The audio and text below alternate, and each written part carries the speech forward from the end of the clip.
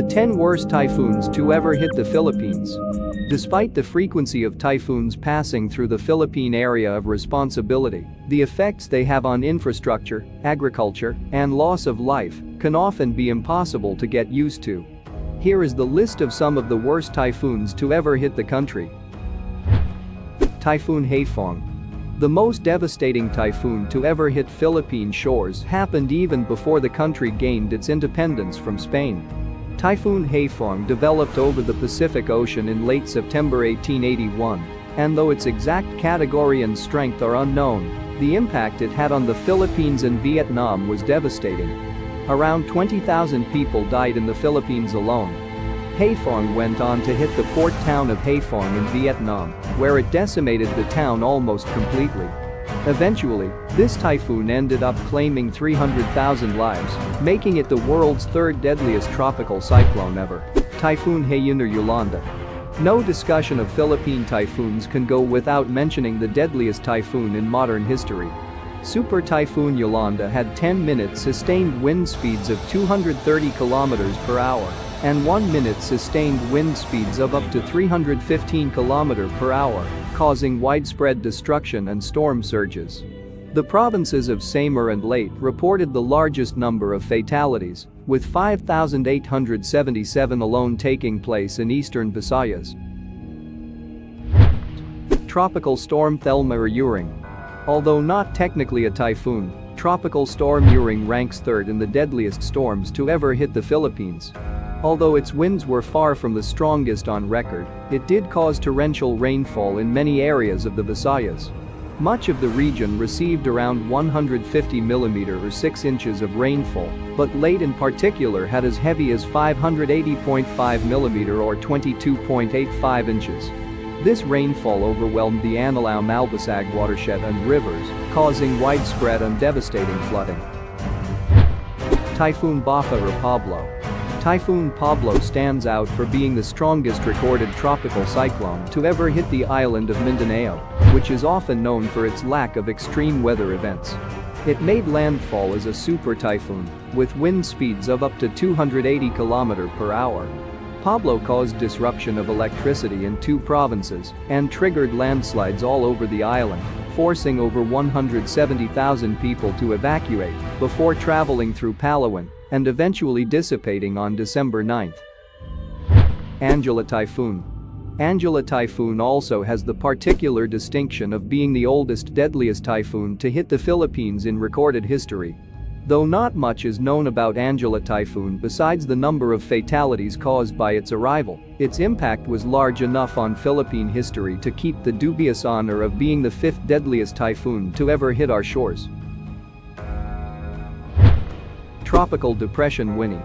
While also not technically a typhoon, Tropical Depression Winnie had the disastrous power of one due to its rainfall intensity.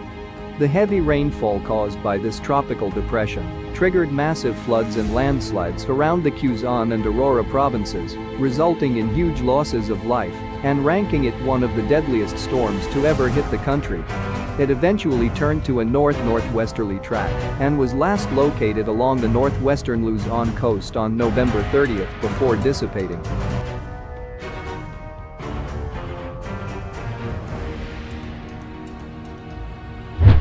Unnamed 1897 typhoon. Although Typhoon Yolanda may be the freshest in recent memory, the provinces of Samar and Leyte are no strangers to deadly weather events. An unnamed typhoon that made landfall in October 1897 tore through the island of Leyte a little over 200 years before Yolanda. Though it wasn't given a meteorological name, it caused enough extensive damage to claim the lives of approximately 1,500 people. It was recorded by the Observatorio de Manila. Typhoon Ike or Nitang. Typhoon Nitang came out of a disturbed weather area near Guam before intensifying into a typhoon on August 30. It had 10-minute sustained winds of 165 km per hour and 1-minute sustained winds of 230 km per hour, making it one of the strongest typhoons to hit the Philippines after the 1970 Pacific typhoon season. Nitang made landfall only 4 days after Tropical Storm Haiphong hit the northern part of the Philippines and also arrived during one of the worst economic periods in the country's history. It was the worst typhoon to hit Surigao del Norte in 20 years. Typhoon Fengshen or Frank. Typhoon Frank is perhaps best known for its role in the tragedy of the passenger ship MV Princess of the Stars, which capsized near Sibayan Island during the peak of the storm. Rescue attempts by the Philippine Coast Guard were impossible due to the size of the waves, and around 870 people perished. The country was poorly prepared for the impact of Frank due to errors in forecasting, which predicted that Frank would track to the northwest away from the Philippines, when it instead tracked west and hit full force over Luzon. Typhoon Durian or Reming. Typhoon Reming at peak intensity had 10-minute sustained winds of 195 km per hour and 1-minute sustained wind speeds of 250 km per hour.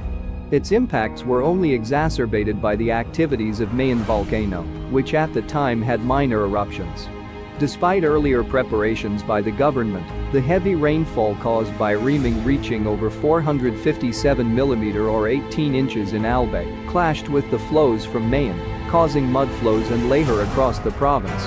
The torrential rain also caused dikes to break, inundating many parts of the region, and strong winds uprooted trees and houses.